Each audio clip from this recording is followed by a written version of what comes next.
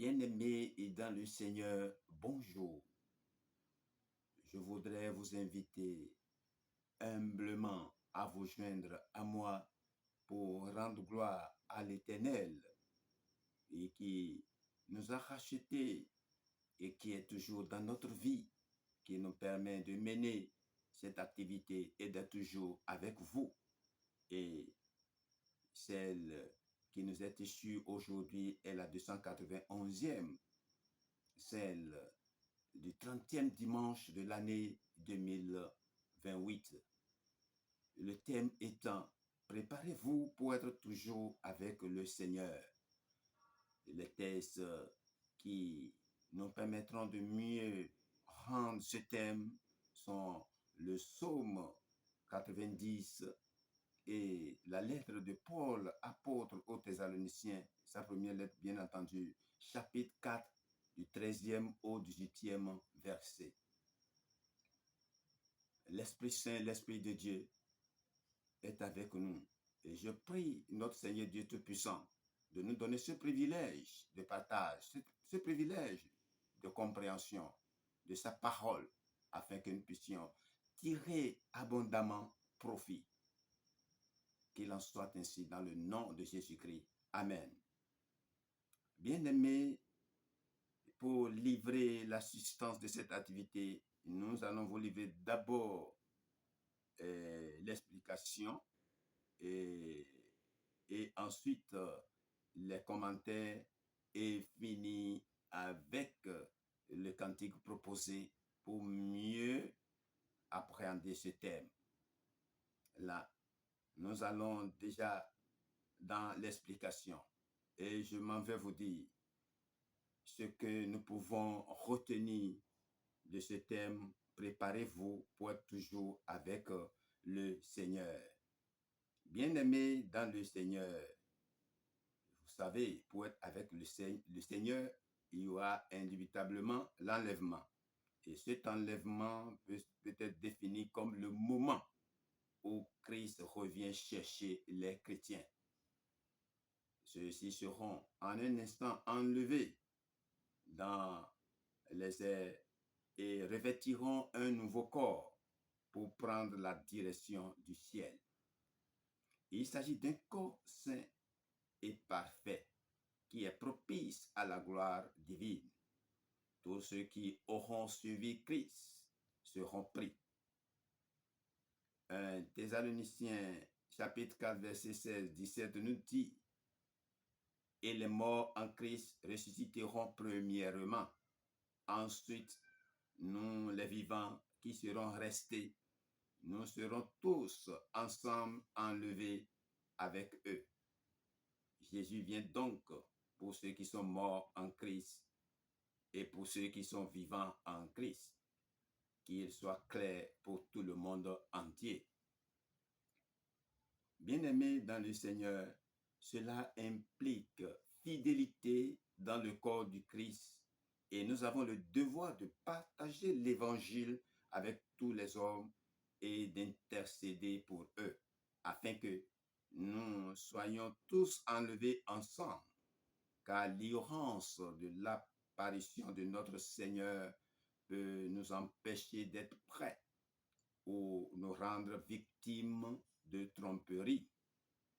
Bien-aimés, je voudrais vous rappeler, soyons tous dans l'attente avec impatience et préparons-nous pour qu'à son apparition, nous puissions aussi être enlevés avec les saints dans les airs et être avec lui pour toujours. Lors de l'enlèvement, le Seigneur ne mettra pas certainement le pied sur la terre, mais les saints iront à sa rencontre dans les airs et seront emmenés au ciel pendant que la grande tribulation sévira sur terre. Matthieu chapitre 24, versets 29 et 30. Pour ce qui est du jour d'enlèvement, seul le Père céleste connaît. Jésus a dit dans Matthieu 24, verset 36, « Pour ce qui est du jour et de l'heure, personne ne le sait, ni les anges des cieux, ni le Fils, mais le Père seul. C'est pourquoi nous devons savoir que par rapport à l'éternité, le temps que nous vivons sur la terre est court et pourtant déterminant. Et beaucoup manquent de sagesse en ce qu'ils ne font rien pour se préparer pour l'éternité. Pour que Dieu nous aide vraiment à mieux comprendre ces choses, afin que nous levions comme une armée pour le servir. Moïse nous en parle dans la première lecture et c'est ce que nous verrons dans les commentaires pour vite les comprendre et les mettre en pratique. Alors, abordant les commentaires, bien aimés, le psaume 90, nous retenons que une année qui commence est un moment favorable. Un jour qui se lève est un moment favorable aussi pour faire le point. Regardant en arrière, le croyant peut s'écrier avec connaissance. Seigneur, tu as été mon refuge. Verset 1. Avoir Dieu lui-même comme rocher d'habitation, quel bonheur et quelle sécurité pour le fidèle. Psaume 111, verset 1 à 6. Quant au présent, il mesure la courte durée de son existence terrestre. 80 ans pour les plus vigoureux, avant que se fasse entendre pour chacun l'ordre de retourner jusqu'à la poussière. Il demande à Dieu de lui apprendre à compter ses jours afin d'en acquérir un cœur sage. Verset 12.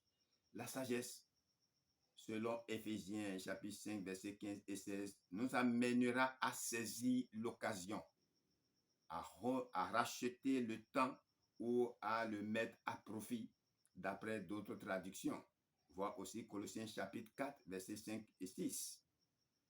Oui, ces années qui passent si vite, ne les gaspillons point. Employons-les pour le Seigneur. Verset 9.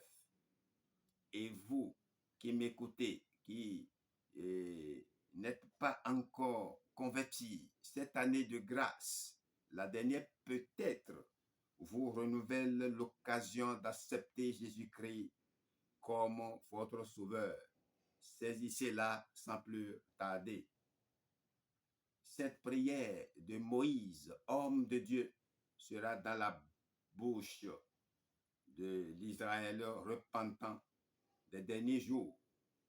Mais les rachetés du Seigneur, qui connaissent son amour immense, peuvent demander dès maintenant: rassasie-nous au matin, c'est-à-dire dès notre jeunesse, de ta bonté, et nous chanterons de joie, et nous nous réjouirons tous nos jours. Verset 14.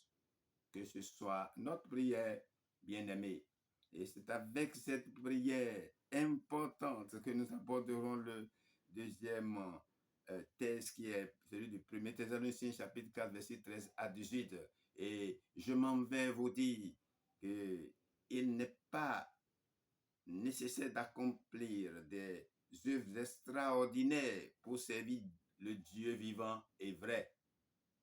Chapitre 1, verset 6 à 10. Il est avant tout demandé aux chrétiens de vivre paisiblement, de s'appliquer fidèlement à sa tâche quotidienne. Verset 11. Bientôt, ce sera la fin de son activité terrestre. À la voix du Seigneur, chacun posera son instrument de travail pour aller à sa rencontre et être toujours avec lui. L'enlèvement des croyants est le premier acte de la venue du Seigneur Jésus.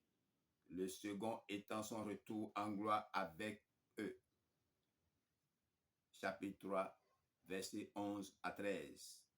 Il vient les chercher lui-même, ne laissant à personne d'autre ce soin et cette joie qui doit être le partage de chaque racheté et sa consolation présente lorsqu'un des siens vient à s'endormir, la mort étant vaincue, pas encore détruite.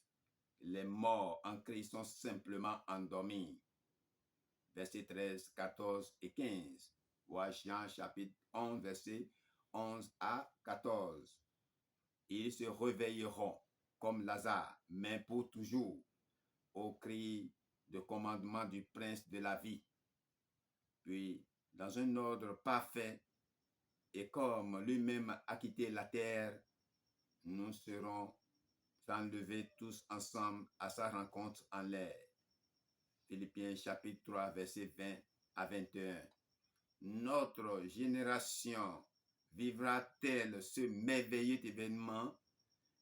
Notre génération vivra-t-elle ce merveilleux événement attendu par tant de générations? Tout permet de le penser. Et ce sera peut-être tout à l'heure. Chacun de nous est-il prêt? Ah oui, il mérite d'être posé cette question.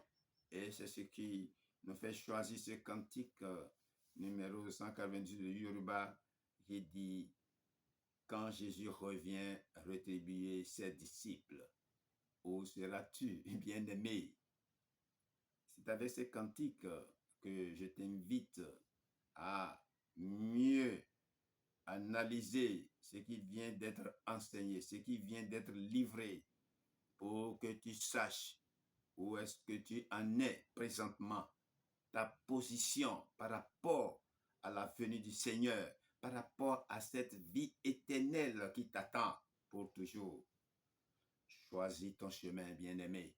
Et moi, je t'invite à nous rejoindre, à venir à venir te nourrir de cette parole et à la partager pour sauver des âmes, pour délivrer beaucoup d'âmes qui souffrent encore. Venez à Jésus et nous serons ensemble. Nous partagerons cette joie pour toujours avec lui. Voilà qui est dit et qui mérite d'être appliqué, d'être mis en application dans sa vie quotidienne afin de préserver sa place dans le royaume des cieux et d'être toujours avec Christ dès son avènement. Bien-aimés, que le Saint-Esprit, l'Esprit de Dieu, l'Esprit puissant nous guide, nous oriente et soit toujours avec nous pour ce grand jour. Au nom de Jésus-Christ, j'ai prié. Amen. Je vous donne rendez-vous la semaine prochaine pour le numéro suivant. Puisse l'Éternel vous bénir. Amen. Votre bien-aimé, le spécial apôtre Ngbo de Nakbo Ignace des églises des chérubins et séraphins. À bientôt.